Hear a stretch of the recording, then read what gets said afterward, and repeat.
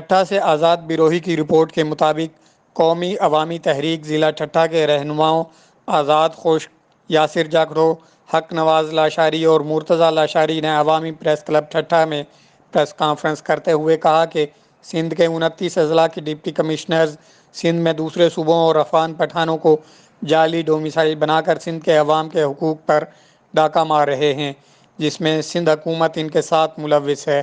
اسی طرح ضلع ٹھٹھہ میں بھی دوسروں صوبوں اور سندھ میں آنے والے افغان پٹھانوں کو ہزاروں کی تعداد میں ڈومیسائل بنا کر دیے جا رہے ہیں، جو ٹھٹھہ کے مقامی لوگوں کے ساتھ ناانصافی ہے، جس کی مذمت کی جاتی ہے۔ عوامی تحریک کے رہنماؤں نے کہا کہ سینیٹ آف پاکستان، جس میں ملک کے چاروں صوبوں کی برابر کی نمائندگی ہوتی ہے، میں پیپلز پارٹی نے سندھ کے ساتھ دشمنی کرتے ہوئے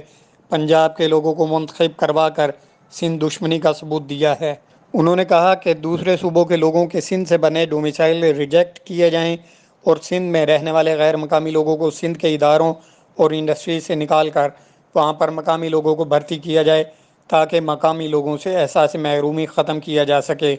انہوں نے کہا کہ اگر سندھ میں غیر مقامی ڈومیسائل ریجیکٹ نہیں کیے گئے تو سندھ میں تحریک چلائیں گے۔